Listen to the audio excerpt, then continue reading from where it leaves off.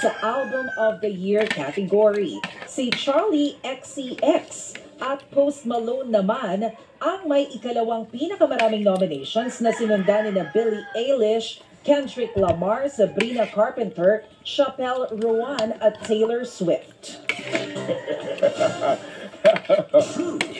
Yan po ang ating balitang entertainment na siya hong naghatid naman sa kabuuan po ng mga balitang tampok sa ating pong News 5 second edition.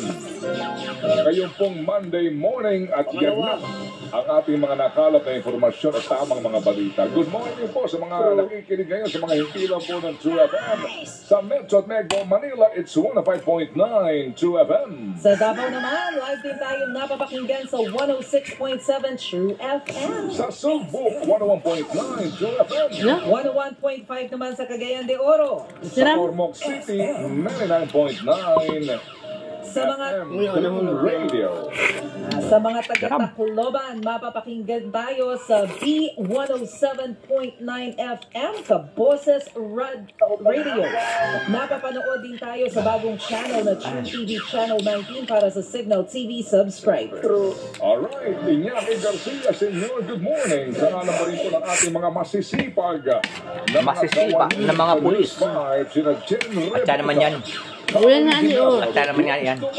Joey Perez, Aaron Tolentino, Julio Rich Caceres, Jeffrey Batlangao, Randa Ricomalta, Cheska Godilpan, Nicole Stephanie Notario Dacanay, Associate Producer Christian Mitra, Executive Producer Andrew Yosinko. Patuloy na manood at makinig sa isa pang edisyon ng programang hitik sa impormasyon, diskusyon, talakayan at tawanan.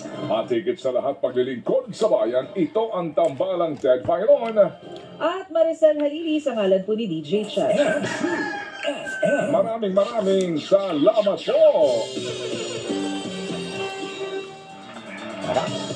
Bago po ang ating importanteng panayam sa napaka-importanteng isyong pambayan, ito muna ang importanteng mensahe sa lahat po ng ating mga, alam nyo na ibig ko sabihin, Tropang Samson. Yan para si Samson to, Tropang Samson. Malakas ang pangatawan, hindi pumapalya. Hindi sinasabihan na, kumusta ka naman? Lalaki, tigo ka na naman ba? Ito ang para sa'yo. Bagsig to!